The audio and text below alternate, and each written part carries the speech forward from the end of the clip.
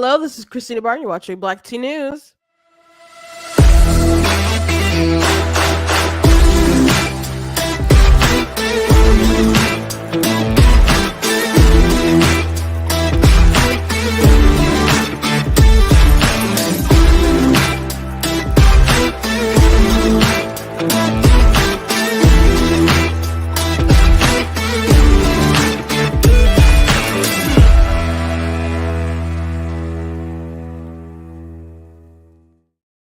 Oh, hello. Welcome to Black Tea News. I'm your host, Christina Barr, and today we're going to be talking about catching up a bit because I wasn't here for the tail end of the weekend because I was at Comic Con. I'll tell you guys a little bit about it, but I'm glad to be back. And there was a lot of news, a lot of big stories, important things that hit. Some things I think I want to do a separate video on, but one thing I do want to talk about, the debate happened, and I didn't get a chance to talk about it at all. But Vivek Ramaswamy had a pretty powerful opening line, and people are really, praising him for it. And I want to talk about how I guess it made me feel watching it.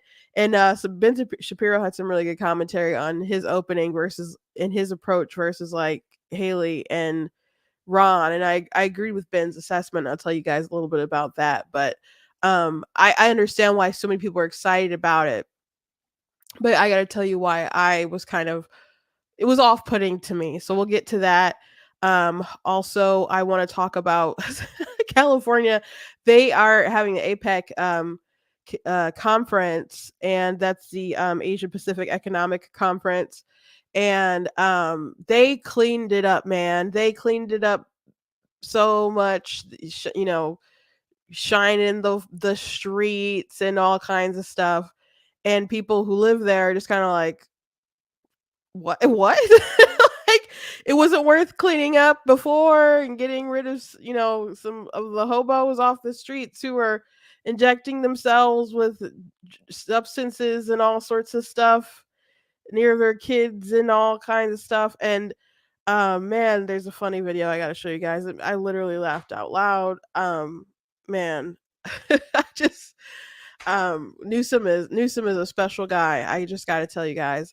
Also, there's a Marvel, aka Disney, is hitting their biggest flop with the Marvels, lowest opening like ever. And Stephen King had some interesting thoughts on why that was. Of course, he's wrong, and I want to talk about it. But um, it's so interesting that so many these companies can keep doing these terrible things as far as overpowering with the wokeness, not having compelling characters, rewarding, failure, people just failing upwards and having control of so much money and these huge franchises to make these awful products. And then you can have other people out there who are just like, well, I guess it was the fanboys once again. I'm like, maybe, just maybe you guys actually aren't good at your jobs. But before you jump into everything, I want to encourage you guys to go to blacktnews.com, check out different content on my website, different articles, different videos, etc. If you like what I do here, please consider leaving a donation at blacktnews.com/donate, because it does cost to stream, it costs to run my website, all that stuff. So you guys can support in that way. I do appreciate it. If you're watching on Facebook, you guys can send stars. If you're watching on YouTube, you guys can send super chats. So thank you for when you guys do that. But if you want to give directly, there is a link in the description. So thank you guys. Check out different merchandise that we have available at the store, like the black tea mugs and other kinds of merch, shirts and whatnot. If you guys are interested in getting anything or getting something for someone before Christmas, the site that I go through to make the products, as long as you order by December the 10th, you should be able to get your stuff made and shipped to the person of interest by Christmas. So if any of that interests you, go ahead, check out the different merch. Also, if you guys want to check out any of my books, you guys can go to Amazon, but I do have some that are still in like my inventory. So what I'm going to do is I'm going to set up like, you guys can just go to Amazon if that's what you'd like to do. that is always an option. But if you would like a signed copy I can do that. I mean, I guess I could always do that, but I do have some available. So I will set up a uh like a Google form or something with the books and whatnot. You guys can fill it out, and then we'll calculate the shipping, and then I'll send it off with the signature, whether you want it personalized and whatnot. If that's something if you guys want to do, and I can put some deals in there that I had like at Comic Con. So just keep on the lookout for that. I'll post that on my socials for those of you who are interested. I do thank you to those of you who have gotten some of my stuff and have liked it, and just appreciate you. Um, I don't have. There's only one other thing that I have on the books related to like book stuff, and that's um, in December. It's a like a art craft thing at Oakland University. I don't remember the date, but that exists. I'll have to tell you guys the date another day. My sister does have an art showing on December the 2nd. So if you are in Oakland County in Michigan, I encourage you guys to go to tinastexportraits.com and check out her stuff and buy a ticket. And if you can't come to the show, I encourage you guys to just, you guys can look at her inventory online and buy some stuff. She was a hit at the Comic Con. People really liked her little mini paintings, and people wanted an update. It was fine. It was a little smaller than the show normally is. There was like a I don't know quilting sewing convention right next door, so it wasn't as full as it usually is with the space. And we just had back to back to back conventions in like because there was YomaCon, which is an anime convention, like 2 weeks ago, or maybe it was last week, and but in the same weekend they had one in Grand Rapids. So it's been like nonstop kind of comic coming for Michigan right now. But I was around some cool people. When you do enough shows, you get to kind of know other folks who are circulating around in the same scene. I was right next to some folks that I've known for a very long time before I even like started selling stuff. So I really like to meet different fans or people who came up and said that I got your stuff before. I follow you on Instagram. I love your stuff. It always makes you feel good. I like meeting new customers. One thing that was interesting, there were two girls who came up to me and started asking questions about writing, and they were in college, and their genre that they really like to write is horror, and their teachers were basically told them that they have no shot in life, I guess, with writing, and that they should just go be journalists. And I guess I haven't read any of their stuff. I don't know if that's because of the quality of the work that they're producing, but to me, because by the conversation just kind of sounded like it's a 1 in a million chance you'll be successful, so you might as well just go, I don't know, do journalism. Which is funny because a lot of like traditional journalism is on its last sort of legs as far as like getting funding and other they're always laying off people. You might as well um I don't know, learn a little bit of the tricks of the trade, how to write, and make a Substack and get to podcasting. So that seems like weird advice anyway to me. But yeah, I just how awful to crush their dreams like that. So I just gave them as much um info as possible, like on the spot, as far as how to traditionally publish, or how if they wanted to go ahead and do it on their own, and my process and stuff. And we didn't talk for, I don't know, in a long time, maybe it was less than 10 minutes. And they're like, you gave us more information than our professors gave us. And I was just floored. So I gave them my socials. So um you know I said, if you have any questions, I don't mind answering questions, because I had questions, and a lot of, and I'd ask people if I could, who might have more knowledge than me. But a lot of things, I looked up and I researched on my own. So um yeah, that was kind of a bummer that they're they look for some guidance, and they're the people that they paid just kind of shot him down and told him to go to the journalism. So I was glad that I could be there. Now again, I don't know how well they do or don't write, but they're going to school to learn, and hopefully they can get to where they want to go. But yeah, it's just amazing. Anyway, yeah, I had a good weekend. I was right next to my sister, and we're a bit of a team, though we do have separate booths, but I'm very grateful that she's right beside me in in these endeavors and stuff. So if I think of anything else, I guess I'll bring it up later. But you guys are here to talk and discuss the news. So I do have something funny that I want to show you guys. So I already mentioned that California, they're having their APEC convention, and they shine the streets and did all this power washing everywhere. And people are like, there's less hobo encampments. And if you live in California, Anna from the Young Turks, she was just going off about California, how awful it is, how terrible Gavin Newsom is. She did on the Bet Peter David podcast, was going off about it. And Ben Shapiro packed up his family, left California, because it was that's where he grew up and it was great, but they just turned it into garbage.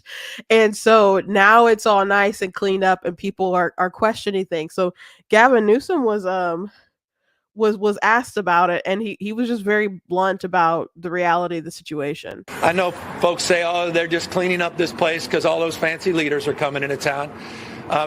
That's true, because it's true. But it's also true, for months and months and months prior to APEC, we've been having different conversations.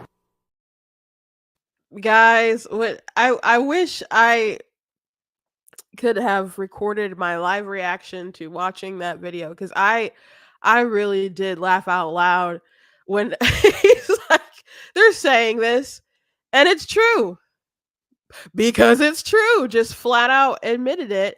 And that's all nice and well if they thought about fixing it up before, but the truth of the matter is they hadn't, and they didn't.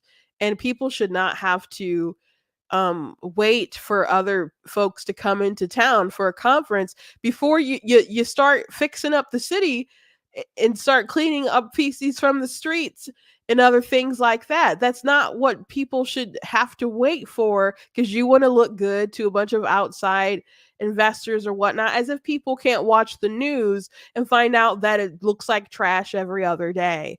So hopefully this will inspire people to take care of their darn cities on a normal basis.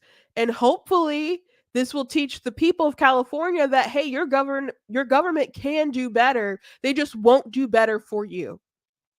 They just won't do better for you, specific for you and your family. You are not important enough. You are not important enough. So if that's the message that you should be getting loud and clear, you need to recalibrate your vote. That's what you need to do, but many of them won't, because, hey, how'd they get this bad? From poor choices at the ballot box. No accountability. No accountability. So it's pretty incredible to me. Obviously, Gavin Newsom wants to be president.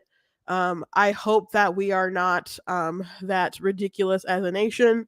But unfortunately, my title of this episode is "We Are an Unserious Nation." So perhaps if it got to that, point where he was on the ballot,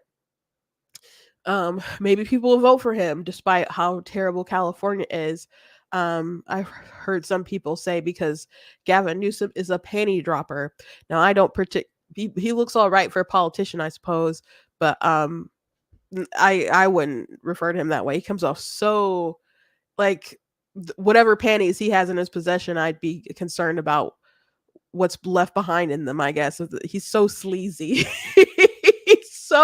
Comes off so sleazy. So sleazy. So that my cup of and I definitely vote beyond those things. But um, I remember watching an episode of The View, which we've talked about, but Sonny on the show was like, "Oh, and he's so cute, he's so dreamy." Like, really, he can't run his state competently. But they were saying that DeSantis was like a tyrant, and they're like, "Oh, but Newsom's so dreamy," even though people flocked to the free state of Florida during the pandemic, and California had people locked down. Not the super rich though, people like Gavin Newsom went to the French Laundry and hung out and didn't care about restrictions. Nancy Pelosi got her hair done in times when other people couldn't do hair and go get their hair done. Movies, sets and stuff still were operating, while they told restaurants that they, had to close down even when they wanted to have serve stuff outside. I'll never forget a video of a woman who was crying because she was like doing a protest, arranging a protest for the people running restaurants and stuff. So she went to her restaurant to just pick up some stuff, and then she looked, and then like across from her is like a tent set up for catering for a movie company. And so she's like, I spent so much money, trying to fix up my place so we could do outdoor dining. And then they said that still wasn't enough, so she had to be shut down. And basically a catering company for the movies, because they still running that stuff, was out and was able to get the approval to do basically what she was doing, but apparently they're more important than she was. So that video went pretty viral several times during the pandemic. But that's one thing that'll always pretty much stay with me. um California, will you ever change? And I don't know, because people escape. They go elsewhere, and the more radical people are still left behind. So is there a point where if everyone flees, you know, will it ever get better? But I don't begrudge people for fleeing. I really don't. um But if everyone with common sense goes, instead of those numbers building of common sense people, they'll just still be left to the people without any, who are apparently not learning fast enough, if they will even learn at all. So I don't know what to do about California. I don't know. Maybe we can let them just, break away from the country, and then we can go conquer them. Like, oh, you guys want to be on your own state? Okay, we're going to war. We're going to take you over. That's a little joke I have sometimes. But anyway, that's about all I want to say about California right now. Um, I'm probably I want to touch on the story a little bit. Um, but I want to do a separate video, more detailed about all this. So I just wanted to be on your radar in case you didn't know. I did post about it on uh, YouTube and Facebook and Twitter. Um, so there were some freelance photographer, reporters, and stuff, journalists that have worked with Reuters and the AP and CNN and was also Washington Post. I feel like there's another one, but and probably more. But who are associated with Hamas and were actually there, like, not only happen to have like very punctual sort of timing with the attack on October the 7th in Israel, but literally came in with the terrorists. So um when there was reporting on it, CNN and other folks were like, "Oh, we're so offended that you would claim or think that we had any prior knowledge and stuff." And I think Honest Reporting is who started following up on the story, and they didn't really claim, at least in the original article that I read, at least not that I can remember, that they had prior knowledge. And I think that's a pretty serious um, accusation. Though the other one was the New York Times. The New York Times has just had some really awful replies to it, but I haven't seen any reporting as of late. I'll look into it some more before I do my video. that would point to they absolutely knew that these journalists were going to be at that attack and that it was going to happen, and they just waited for like the pictures to come in.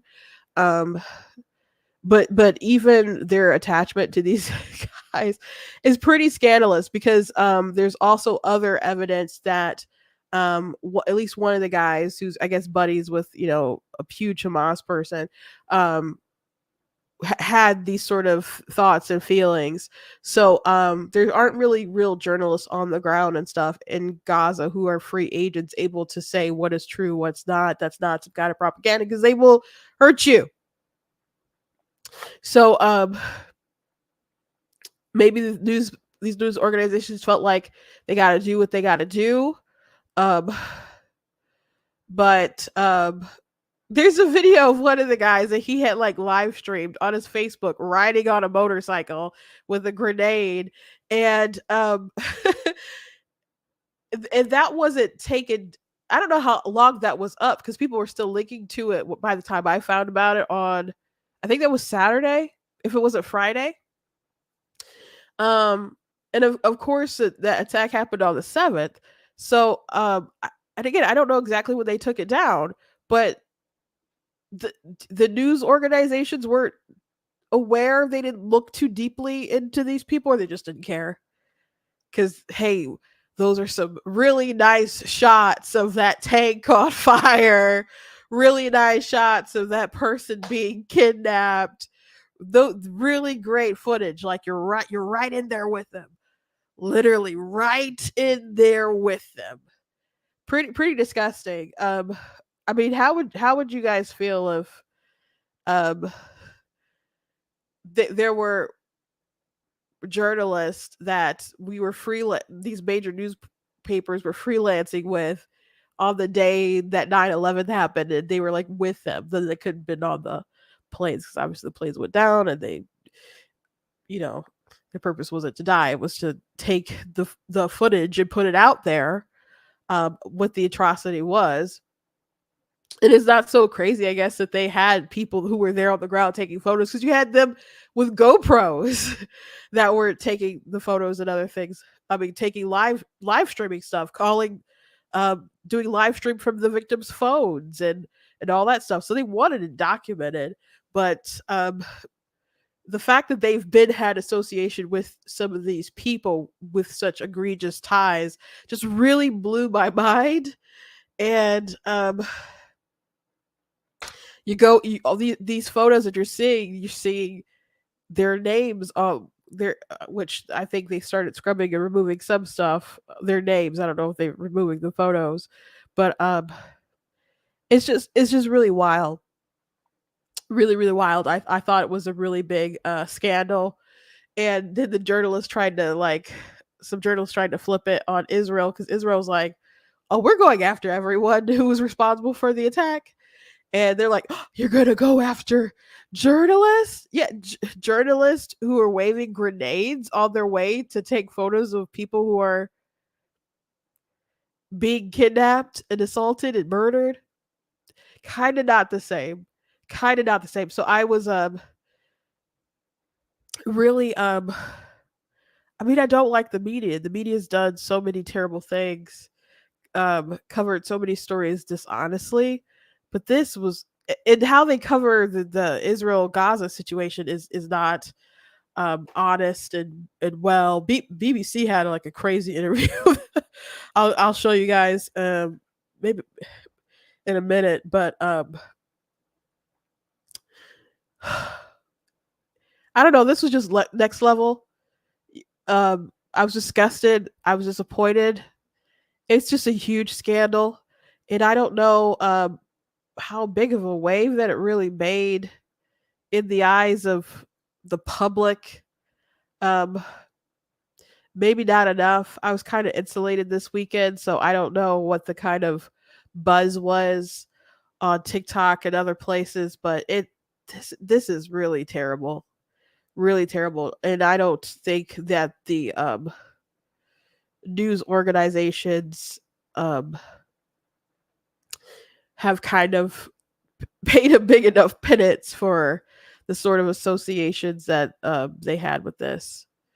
Really, really egregious stuff. But now since I have mentioned the BBC interview, let me try to find it really quick.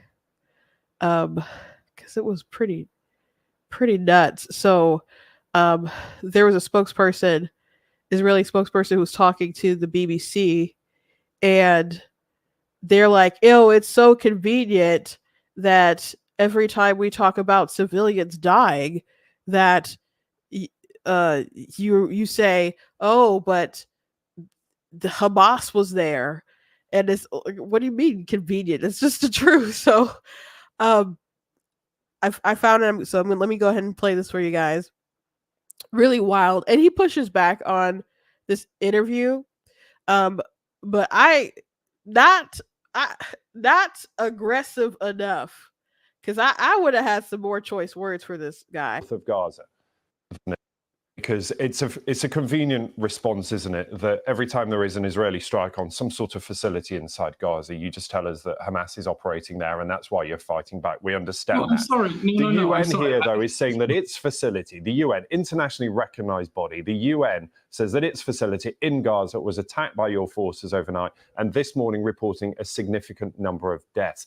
The point is that is in contravention of international humanitarian law, and people need somewhere that is safe to go if you are telling them to evacuate from the north of Gaza. I have to push back, because the insinuation in your question is that Israel takes pleasure at taking pot shots at civilian facilities. That's not what I'm saying. I'm just saying that every response you make to my suggestion that you are targeting people when they are trying to find somewhere safe to go is that you tell me Hamas is operating there. This is a UN facility. Because, Ben, Hamas has spent the last 16 years embedding itself underneath civilian areas in Gaza, building its headquarters under the hospital, exploiting ambulances, putting its own, our troops have just discovered rocket launchers and weapon silos inside schools, inside classrooms, next to children's bedrooms. So that justifies attacking those targets, even though there are, as we've seen this morning, babies in the hospital. We've seen that innocent civilians are in the UN facilities. And we are doing everything we can, going above and beyond our obligations under international law, to get civilians out of harm's way. We are fighting Hamas like the world. 86 nations came together to destroy ISIS. Now, I don't remember British troops being on the ground in Mosul and Raqqa, helping to facilitate civilians to get out of harm's way while ISIS terrorists were firing RPGs at them. But that is what our soldiers are doing. We are going above and beyond our obligations under international law to keep civilians safe. Unfortunately, we are dealing with a ruthless enemy that aims to maximize casualties on its own side in order to produce the sorts of images that gain it international sympathy, and then would get pressure on Israel to stop defending itself and stop dismantling the terror state that perpetrated the October 7th massacre and is actively planning another one. Yeah, so what is wrong with the BBC? Um I I think that reply as well. It's so convenient. It's just the truth. They're just he's explaining what's happening. What do you want him to say? You want him to just, be like, "Oh, you know what? We totally are just literally trying to kill everyone." Is that what they're expecting them to just be like, "Aha, like you got us." Um Israel has superior military might. They could have just destroyed the entire place immediately if that's what they wanted to do. People who's throwing terms like genocide around are not using it accurately, with any care and consideration of what the word really means. People are throwing around the term indiscriminately. I have learned many people don't know what that term means, because I can promise you that they are carefully striking. They are not just, wherever we don't care. That's obviously not happening. Now, we don't know how many civilians are actually being killed, because people are getting those numbers from Hamas. The Gaza Health Ministry, that's Hamas. so we don't know what the actual numbers were. Israel actually lowered their count from 1,400 down to 1,200 for their victims of October 7th, because they said that some of the numbers I guess included were some combatants that they actually, I guess maybe that were that were disguised as civilians or something like that. So they ended up lowering the count. It takes time to actually get these accurate numbers, but in the case of like when they said, "Oh, a hospital was bombed and 500 people died," and they said that immediately, it's like how do you even know that? And one, it wasn't an airstrike from Israel that did it; it was a misfired rocket from them. And but how do you immediately know those numbers? And how many of the people are you including are your own folks who are terrorists who are dying into that number, including them with the civilians? And how many of that number are your rockets misfiring and hitting people? How many of the number that you are including are when you turn your guns on your own citizen because you don't want them to get to safety, and you're forcing them to stay in areas where they can be used as human shields? It's just the truth that Hamas uses these people as human shields, and Israel they tried to give fuel for the hospital, and Hamas was like, "Nope." There was aid that they tried to give to the people, and Hamas is like fighting off people and taking that stuff too. Um, Israel is like protecting citizens now, trying to make sure that they can get to a safe location and that Hamas doesn't stop them. So Israel is going above and beyond, but it is the case that I read a really good post from a lawyer today about international law and proportionality. Proportionality you have to consider with each strike, not just overall weighing the numbers. You have to weigh the pros and the cons of each strike. And if people are firing, hundreds of rockets from a location, and it may be in a civilian area, or maybe there's a couple civilians there, they have to weigh all of that in. FYI, the reason why there's not more Israelis dead is because they have the Iron Dome and they've built bunkers and all sorts of things for their people. But the rockets have been firing hundreds of them every day into Israel from Gaza. But that's not, focused on. That's not talked about too much, despite, the people living in their bunkers, having to go in their bunkers all the time. So they do put civilians at risk. I saw there's a huge terror tunnel, like by an amusement park, like Ferris wheel and all that stuff, a huge terror tunnel. Huge terror tunnel. And we already, they're talking about the UN building, and we know they take UN stuff. There were like bags and stuff with the UN on it when they actually went to commit the acts of terror. They take those supplies, they take that foreign aid, and they enrich themselves, and they don't give it to the people. So if you want to free the Palestinians, you got to free them from Hamas, because they're just promising to do more harm. And all this trying to equate Israel and make it seem like they are the same as the terrorist enemies that they are trying to defeat is insane, because we know the end game with Hamas. It's the same one that Hitler had, guys. It's the same one that Hitler had. So shame on the BBC, but they're not alone in their thinking, but in their sort of rhetoric. But it's discouraging when it's a major news network talking about it rather than a some kid on TikTok or a bunch of kids on TikTok, which is like a cesspool. But anyway, moving on. I wanted to talk about the debate a bit that happened on Wednesday night. And so it was on NBC. And to be frank, it was a far more substantive debate, or one of the more substantive debates compared to like the two that Fox did. Just to be frank, the last one, I think there was two that they did already, but I don't think there was already three, but the last one was just awful. Um and the first one was, it was okay. I thought it was spirited and, so on, but the last one was just kind of hard to watch. But this one, They talked about some interesting things and got more in the nitty gritty. I thought the I don't know, panel had greater control of the stage and the people on the debate stage, and they just ran a better ship. Sorry, it's true.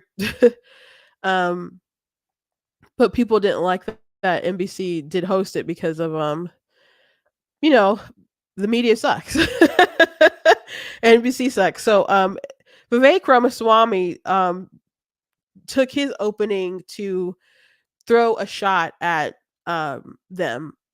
So a lot of people are praising this moment with Vivek, and insiders say that people really, really responded well with during the debate to that. They didn't like his comment about TikTok and Nikki Haley's daughter and stuff. So there were other moments when he like lost the crowd for sure. But the very beginning, opening up, he wanted to be rocket fuel, and this really got people going.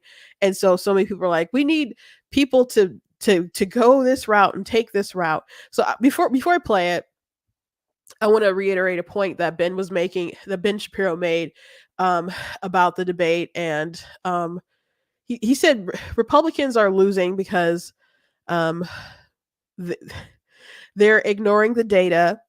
They're ignoring kind of the importance of good governance, and they're going for some flashy kind of things. And so DeSantis, you'll notice in these debates, his approach is we need this thing done. We need this thing done. And by the way, I did it here in my state. So that's his approach. Nikki Haley's approach is, okay, we'll look at the data here, and we need to be honest. Like, she keeps mentioning abortion. She's like, yeah, we want to do this thing, and I'll sign whatever good thing I can sign. However, we don't have the 60 numbers that we need to pass meaningful legislation, et cetera, blah, blah, blah. And Vivek is the example of the pizzazz, the clicks, the energy, but beyond the clicks, I'm concerned about nothing else kind of being there, and I'm alarmed by the fascination with the clickbait talking points. So I'm going to go ahead and play this if you haven't heard it, and maybe you probably already heard it, and you're probably like, what is this commentary she's talking about? I will explain myself, but I want to go ahead and play his commentary in full. Why should you be the nominee and not? Before I get to it, though, the opening questions were essentially like, why should you be Trump? And I will say that DeSantis, he had a lot of like addressing the crowd, like things are bad, etc. It's funny when people do an opening statement and they're just like, I don't care what your question was. I prepared an opening, and I'm going to do my opening the way I prepared it, and then maybe I'll get a little bit to your question. And that totally happened with DeSantis and Nikki Haley, etc. And I guess apparently here with Vivek, but DeSantis went into like a long sort of intro thing, and then basically, I'm the guy who can get it done, and Nikki Haley, I can do that or whatever. So the answer is kind of the answer was, the question was kind of answered, not very thoroughly, because they all have their prepared talking points. Now, Vivek has a prepared talking point to throw these bombs, and I'm going to show a little backstory on that. But here's Vivek. Why should you be the nominee and not the former president? I think there's something deeper going on in the Republican Party here, and I am upset about what happened last night. We've become a party of losers at the end of the day. It was a cancer to the Republican establishment. Let's speak the truth. Since Ronna McDaniel took over as chairwoman of the RNC in 2017, we have lost 2018, 2020, 2022, no red wave that never came. We got trounced last night in 2023. And I think that we have to have accountability in our party. For that matter, Ron, if you want to come on stage tonight, you want to look the GOP voters in the eye and tell them you resign, I will yield my time to you. And frankly, look, the people there cheering for losing in the Republican Party. Think about who's moderating this debate. This should be Tucker Carlson, Joe Rogan, and Elon Musk. We'd have 10 times the viewership, asking questions that GOP primary voters actually care about and bringing more people into our party. You think the Democrats, and we've got Kristen Welker here, you think the Democrats would actually hire Greg Gutfeld to host a Democratic debate? They wouldn't do it. And so the fact of the matter is, I mean, Kristen, I'm going to use this time because this is actually about you in the media and the corrupt media establishment. Ask you, the Trump-Russia collusion hoax that you pushed on this network for years, was that real or was that Hillary Clinton made up disinformation? Answer the question. Go. Mr. Ramaswamy. This is how we get our country back. We need accountability because this media rigged the 2016 election. They rigged the 2020 election with the Hunter Biden laptop story. Mr. Ramaswamy, and they're going to rig this election. Your time is up. Accountability. Let me turn to Governor Christie. So, man, oh man, I can't imagine how mad Ronna was when she heard that. Which, by the way, there seemed to be a little bit of them arguing. People have said that they heard her say stuff like he will never get a cent. He's not gonna be the nominee, so I don't that's probably not gonna happen anyway. So he doesn't have to worry about that.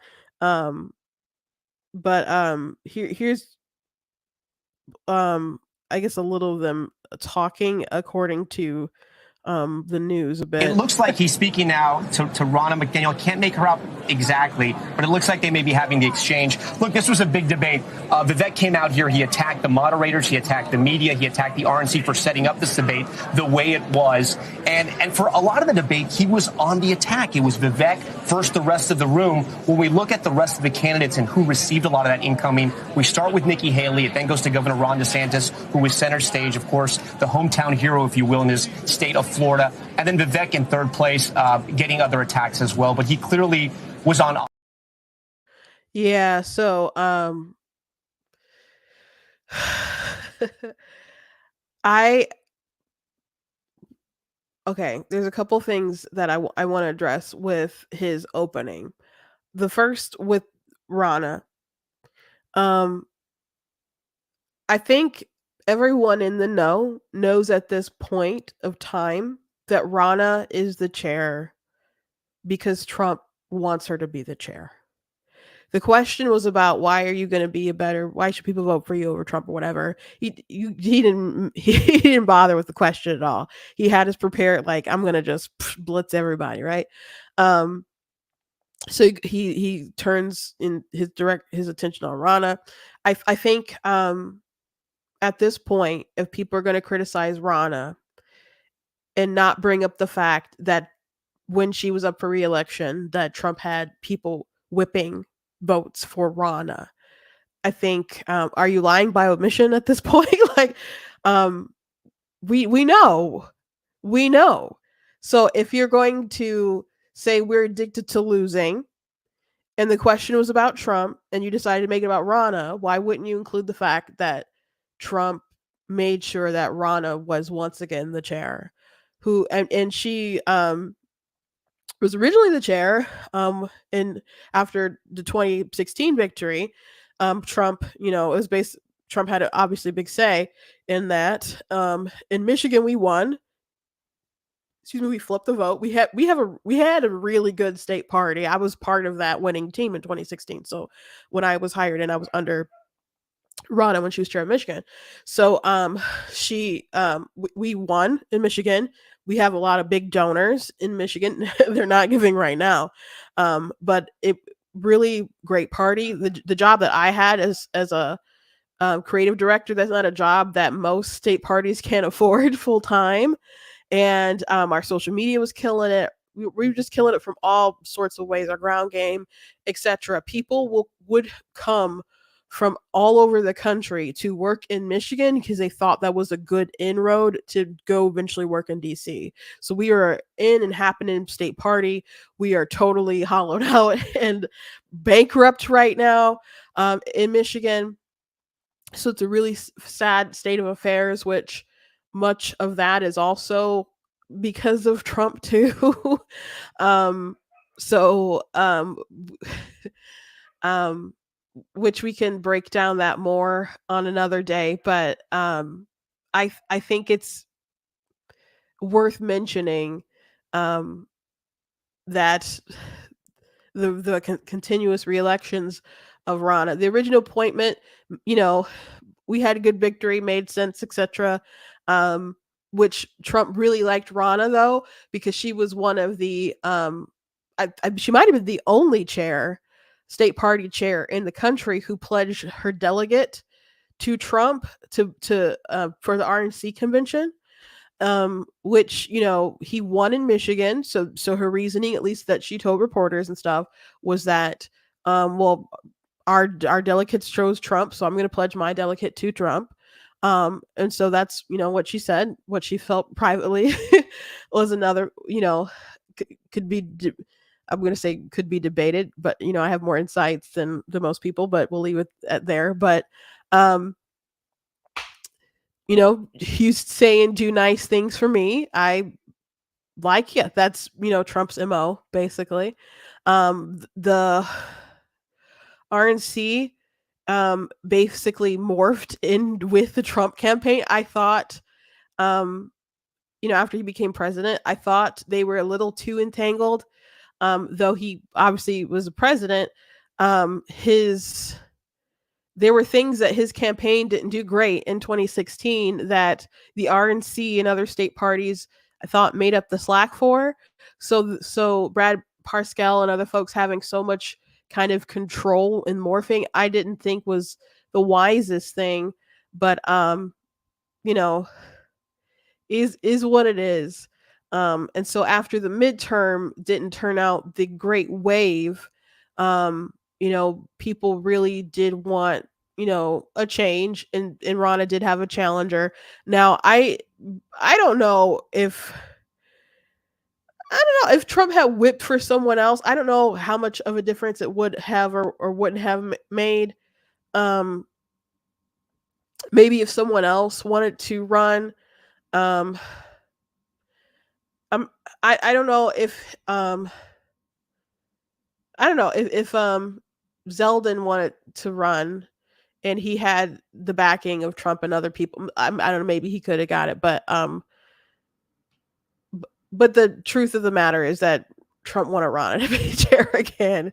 So if you don't mention that, I'm Vivek has to know, but I know that the person who told Vivek to say all this stuff knows that fact. So behind the scenes stuff, Benny Johnson is the one who put Vivek on this path to say all this stuff. So I'm going to play a little bit of a conversation that he had with Charlie Kirk, and then I'll get back to my other thoughts. But we can't just talk about the swamp and other things and be mad at some of the leadership and not acknowledge the role that of Trump having his hand in the cookie jar too. And I know people don't want to do it because they really like him, but if we're going to talk about accountability, you gotta mention, you gotta just name names. You just gotta name names. Are brought to you in part by Noble Gold Investments. Joining us now is the legend, Benny Johnson. Benny is best known by hosting. Legend. You are a legend. No. I just don't throw praise unless it's earned. Okay, I got to tell the whole story here, and then we'll go through it. And Benny, of course, hosts the Benny Show. He's amazing. We've done some really fun stuff at Turning Point USA and continue to. And so, but he will be best known when the history books are written for being a debate coach. So here I am about to take the stage at Freedom Night, our Turning Point USA event, and my phone is lighting up. Vivek goes after the RNC. Vivek goes. I say, what is going on? Because here I kind of put in the back of my mind, I was like, whatever. You and Vivek were like doing somersaults off of jet skis or something. You're like, we're debate prepping, running through the woods. Or I was like, all right, okay, whatever. And then as soon as I saw Vivek go after NBC News, I said, Benny, it's Benny. Tell us the story, Benny. Okay, so what do I do professionally? This has been something that I've had a tough time, a question I've had a tough time answering my entire life. I do pattern recognition and energy, right? Like, where is the base? what is our energy? What are the patterns of the things that we hate the very most? Well, we hate an RNC that doesn't listen to us. We hate a Republican Party that won't build the wall, that won't deliver for the base, that delivers election wins for the RNC. It is not the RNC that wins elections. It is us who gets out and votes. But we also hate the corporate press. And so why don't we bundle both those two things into criticism of an RNC that is siding with NBC News to host a debate? And ask the questions, why are these debate hosts allowed to, one, rig another debate against Republicans? Why is the RNC celebrating NBC News as a debate partner when they went with Hunter Biden's laptop disinformation, Russia disinformation against President Trump, kneecap President Trump's presidency, and what were Russia collusion hoaxers? Why would we allow that? Like how cucked are we? And how embarrassing is it for all of us that we have to say this is our Republican Party? And why doesn't Ronna just resign? Do us all a favor and simply resign. And so all I did was bring those concerns to the person who I was making a documentary with that day, Vivek, and compliments to Vivek. He sort of absorbed let's show the clip here. So because Ben, we don't need to. We just saw the clip, so now you are aware of a bit of the behind the scenes of how that moment came to be. So how I'm like, when I watch, I'm like, this is so clickbaity. It's so clickbaity, and I didn't feel it wasn't substantive, knowing that it came from, Benny, and he said, energy is my thing. So yeah, there was a lot of energy there. I don't know how much there was some energy, there was some honesty, but is it enough to win an election? Certainly not the primary and not the general. Okay, so he went after NBC and the RNC hosting the debate with NBC. I already mentioned this, but the debate was very substantive. It was good, especially compared to the other debates. When they had the first debate and they opened up with the song spending all night working all day for some pay, it's a shame. Na, na, na, na, na. I can't remember the song, but you guys know what I'm talking about, the country guy. And that song was everywhere. People were playing it, people were buying it up, and so they spent so much time they started off playing it in something out Northman, Virginia, or I can't remember the title of the song, but they spent so much time of the debate opening up, and I'm like, I want to hear the candidates properly introduce themselves and get into their visions. I don't want so much revolved around this song. And then there was so much drama with the artist afterwards about how Fox used this song and people are trying to use him. And I don't know if people regret kind of jumping on that bandwagon so much, but it was obviously a gimmick from Fox to play on something that was really popular since Trump wasn't there. And trying to garner some attention some kind of other way. So I didn't like it, but overall the debate was, I thought it was entertaining and whatnot. But, again, that last one that they did was just awful. Worth watching, at least I think. But this debate was far more substantive. It was, and they handled the room better. They handled the candidates better. And part of it maybe being more substantive is because they were down to less people, I suppose. But overall, it just was better. And you know what?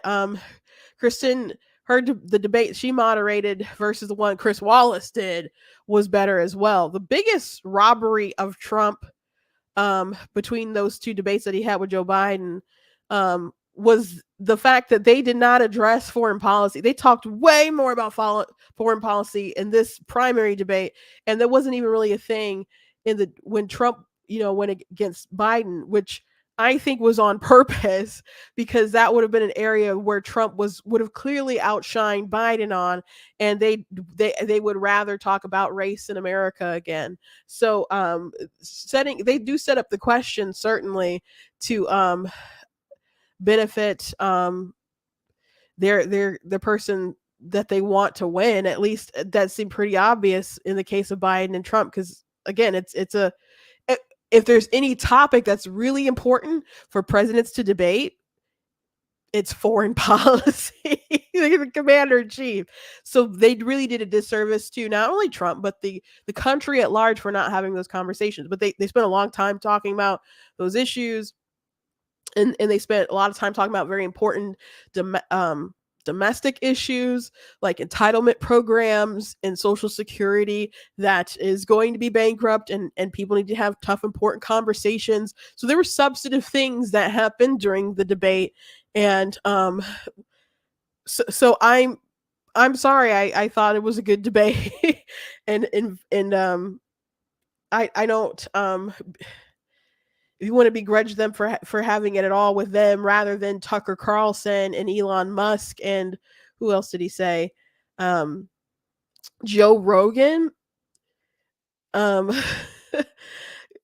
Musk voted. I mean, I know people have had conversations with Elon, and Elon's a smart guy, and DeSantis had his first, he had his announcement on X on Twitter, which had some issues, but it was still a good conversation worth listening to. But Rogan listens to people. He'll ask some interesting questions, but they'll have a dialogue. Elon, you can have a dialogue with Elon. You can have a dialogue with Tucker, but a debate, I don't think any of those people would handle doing a debate really well. And I watched an interview that Tucker had with Trump that same night they did the debate. It wasn't even an interesting conversation, to be frank. It was kind of more like a softball. I think it was kind of boring, to be frank. In my opinion, some people always think Trump is batting 100 and Tucker's batting 100, but I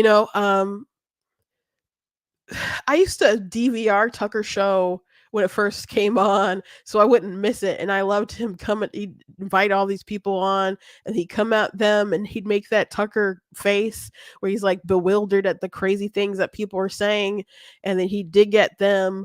But I don't know, he's become, to me, it seems a lot less curious with the guests that he has on.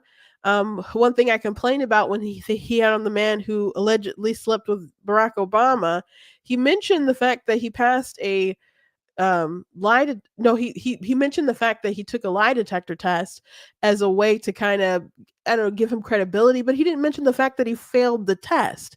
So, and I'm not saying that that means that everything he said was false, but I'm like, well, why wouldn't Tucker say that? Because it builds a mistrustful narrative, I suppose. So I don't think either of them for hosting a debate, the RNC hosting a debate would have worked out. Now the next debate's going to be with I know Megyn Kelly, and Megyn Kelly can do it, and she'll ask some good questions and stuff, but not Elon and Rogan, and they're saying, oh, we'll have so many eyes, so many people will watch it and bring in more people to the party. And are you sure? Because if your method to attract those people are to throw bombs at the RNC rather than having, getting to the rather than you answering the question on why people should vote for you rather than Trump, which I don't know if you have the guts to answer those questions. Who do you think that you're inviting in? And we're talking about primary voters. A lot of primary voters are watching 2, they're watching 4, they're watching 7. They might be watching CNN, they might be watching Fox News. But are they going to go on Twitter and what? Do you think primary voter from Detroit, is in their 50s, 60s is gonna, maybe older, maybe if you're in that age bracket where they automatically just send you the absentee ballot that they're going to be like, oh, let me plug in some Joe Rogan to see what the Republicans are saying. You know, that's just not a real sort of expectation of victory there. It's just not.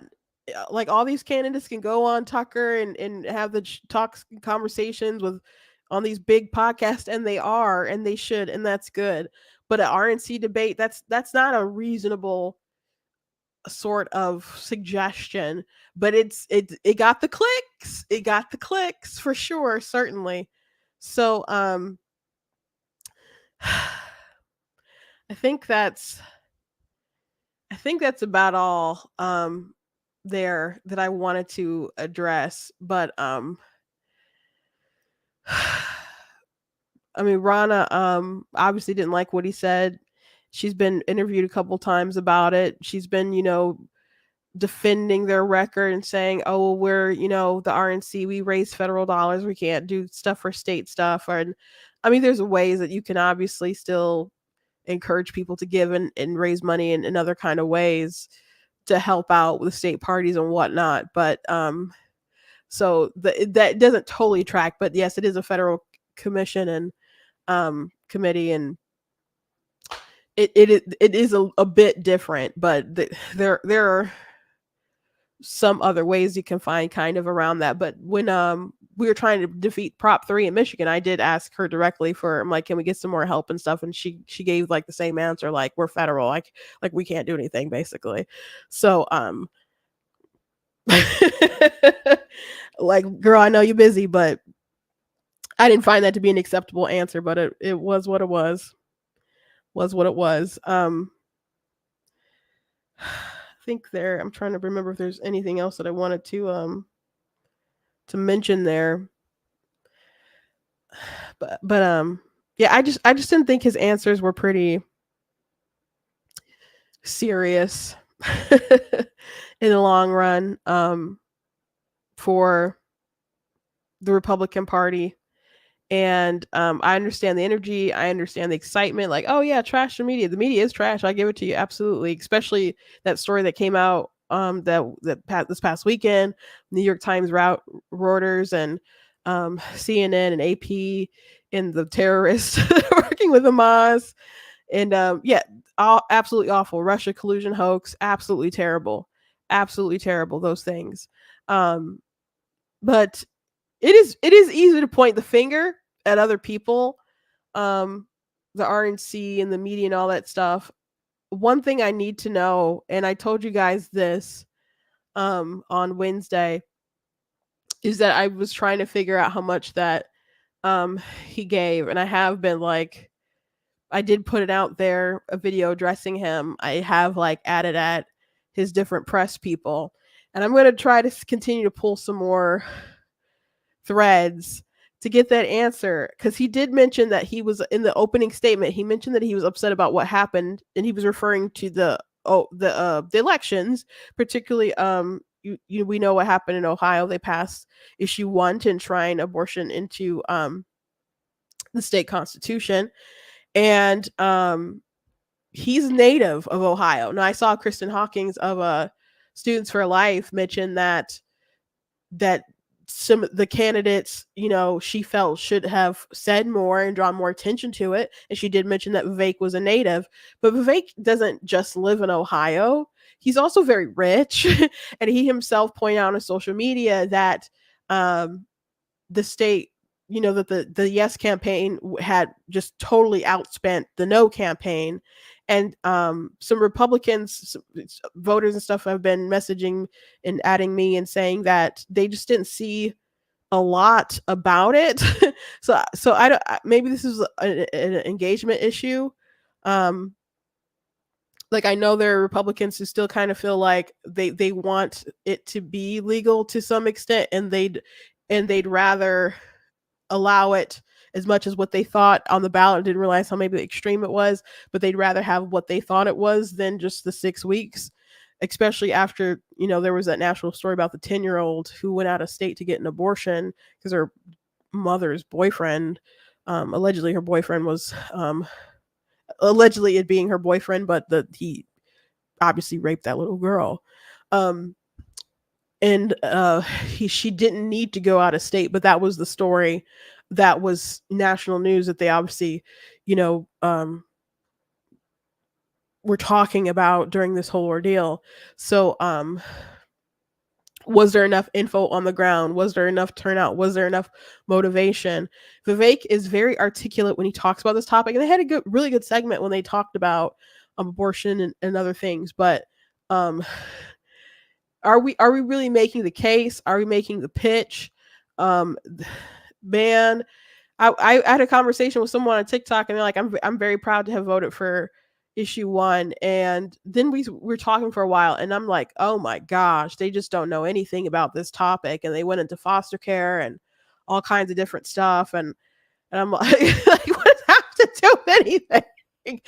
And a lot of people just don't understand the issue. And I don't want to sound like I don't know, bitter about it, but I'm just like, no, a lot of people really don't understand the issue. Like, someone the other day told me that it's they don't believe it's murder because there's a handful of cells. I'm like, at what point do you think people are having abortion? I'm like, we're all cells. Like, what are you talking about? Like, what do you think it looks like when it's aborted? Do you know that we allow it this nation up literally to like the last month? It's possible. No, I'm not saying women do that.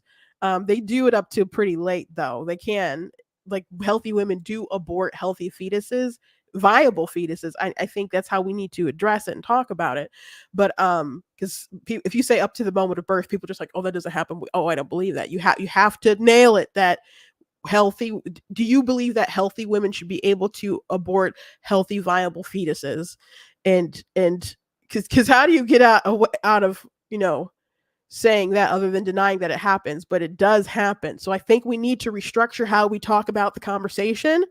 But the truth is, there's a lot of people just don't know anything about it, and they think, and they're going with what the propagandists say and what they think is cool. I don't know, like it's popular. So many people are taking that particular position, so they go along with the crowd, but they don't know anything about it. But Vivek is pretty articulate on the subject, but he didn't have TikToks about it. I didn't see it in his feed.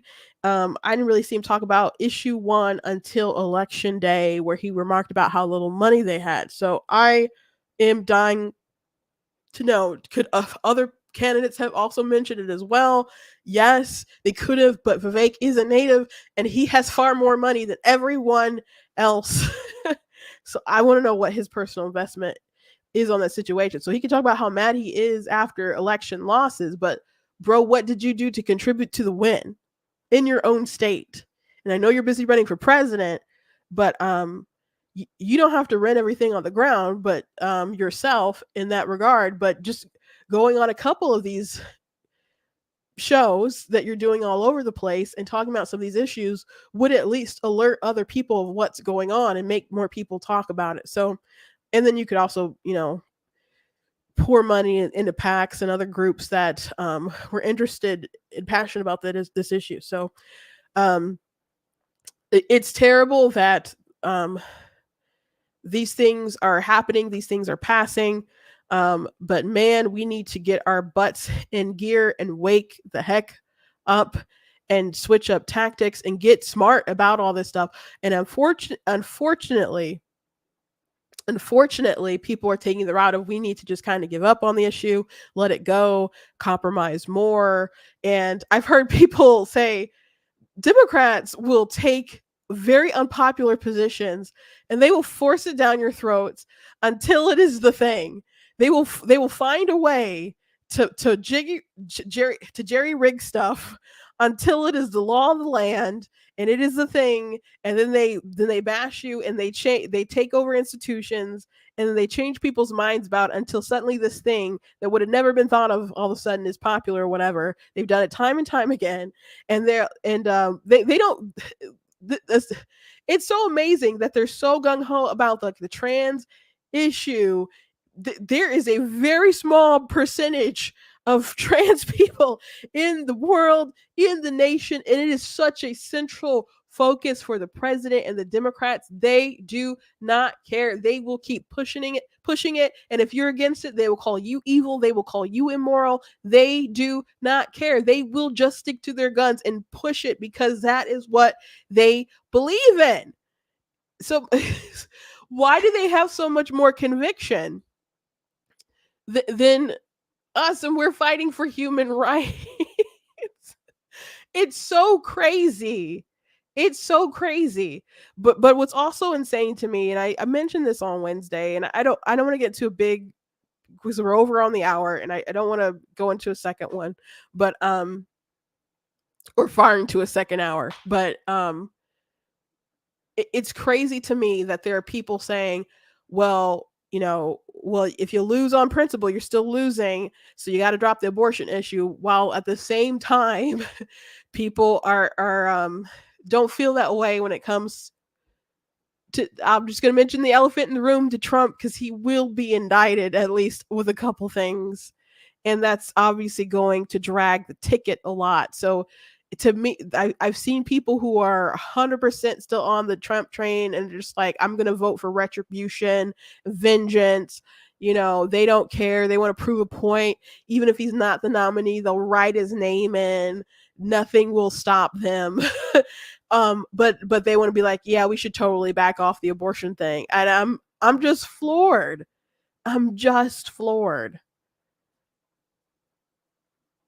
I'm like, y'all will throw in the towel for the babies, but y'all won't consider some other candidates for the sake of winning in the nation and all it's bizarre to me, and I don't understand. I mean, I understand that there's people getting paid to say such things and they're grifting, but not all of y'all, but people out there listening and hearing, having opinions who feel that way and aren't getting paid by campaigns or anything like that. Question to you, why do you feel that way? Why do you feel that way? Because the Georgia election is indictment trial, that's probably going to be televised. A lot of his now that case is silly, but he did have people who flipped on him. The federal one, Mark Meadows, apparently flipped on him. The Florida case is bad for him. I was talking to a legal expert the other day about it. He thought that was pretty. He said he felt it was pretty in the bag. They did say that they thought the Georgia one was pretty ridiculous, but they were like, but then all these people started flipping on him. But which is the entire point of doing the RICO case like that, to get the people to flip. And they're probably not going to take the place in areas where people are going to be favorable to him. He could be not only convicted, he could be incarcerated, and there goes get out the vote and fundraising and all sorts of thing. And I don't care how much people dislike Biden, they will abandon ship. They will. People don't have to be enthused about Biden to vote when people they can go just pick up your ballots and put them in drop boxes. So there's a very low threshold for voter participation now, guys. Mail-in voting, I know some places, tampered it a bit, and it's not going to be like it was in 2020, but it's still out there and it still exists, guys. So we got to have some tough conversations about a lot of things. And you could say, well, we need to have a tough conversation about abortion and how it's affecting the party and how it's affecting the ticket. I think so too. I think a lot of people don't know how in the slightest idea how to talk about it. And I think the real issue is that we're allowing them to define us rather than defining them in the issue.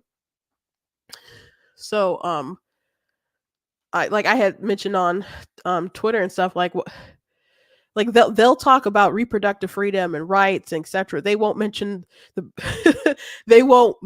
baby at all, what it does to the baby. They want that totally out the mind. Reproductive freedom, justice, all that stuff is so stupid. Reproduction has already happened. That's why you want the abortion, because the baby exists. But that's how they'll phrase it. They mention miscarriage management. They mention ectopic pregnancies, things that have nothing to do with the actual abortion and stuff, to just reach in all these different places to keep garnering sympathy. solely on the woman and never for the child. And we have to find a way to flip it on its heels, because if there was some kind of bill that, or an initiative rather, that we put on the ballot and it was like Save Babies from Pain Act, do you think people are going to not vote for Save Babies from Pain? You know? So if we could just find other ways to flip it and make people consider exactly what they're doing and not hide behind these garbage slogans, then we could make some kind of impact. But we just allow them to just run up the score, to totally define us. And it's just so crazy. It's so absolutely crazy what we do. We're not fighting smart. We're not fighting smart at all.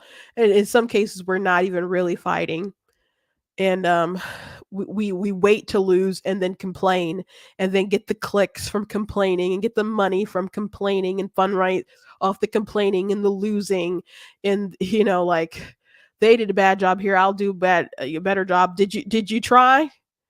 Or or like, they rigged it. Did you try? Did you even fight smart enough to win? Did you even fight smart enough to win? We're just going to jump to it was taken from us. So anyway, I did not get a chance to talk about the Marvels and Stephen King, but I will have to table that because we are late. And so I will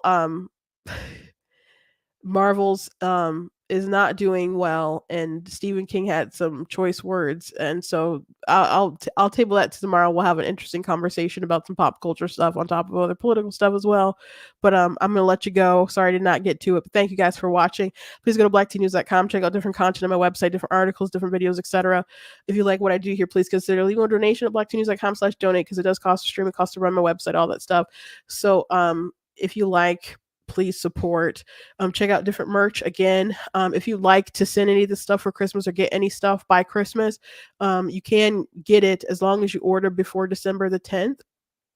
It is a leeway. At least that's what the email told me today. So I thought I would mention it to you guys.